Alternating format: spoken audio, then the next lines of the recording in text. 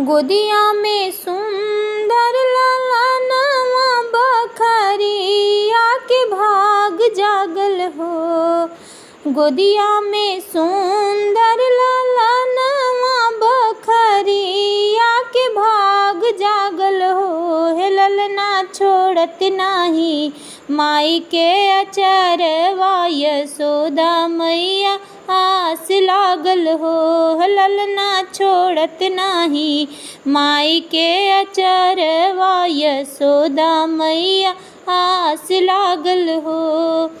माई कौशल्या बड़ी भागिन गोदिया में लालन हो। माई कौशल्या बड़ी भागिन गोदिया में लालन हो। राजा दशरथ घरे भगवान जन में बजन लागल बाजन हो।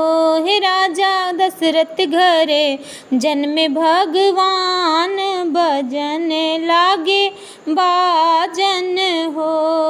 गोदिया में सुंदर ललनवा बखरी या के भाग जागल हो।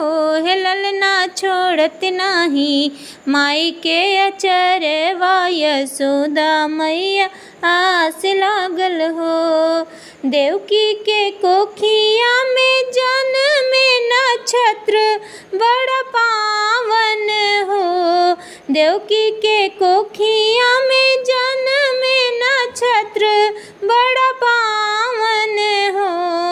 बेड़ी हथवा के हो बेड़ी हथवा के खोली भगवान कन्हैया दी है दर्शन हो। बेड़ी हथवा के खोली भगवान कन्हैया दी है दर्शन हो। गोदिया में सुंदर ललनवा बखरिया के भाग जागल हो। हे ललना छोड़त नाही माई के अचरवा यशोदा मैया। हे ललना छोड़त नाही माई के अचरवा यशोदा मैया आस लागल हो। पौआ है लालन के पोसित हाथवा सुकोमल हो। पौआ है लालन के पोसित हाथवा सुकोमल हो। सदा रक्षा करे श्री भगवान माई के मनवा कोमल हो। सदा रक्षा करे श्री भगवान माई के मनवा कोमल हो।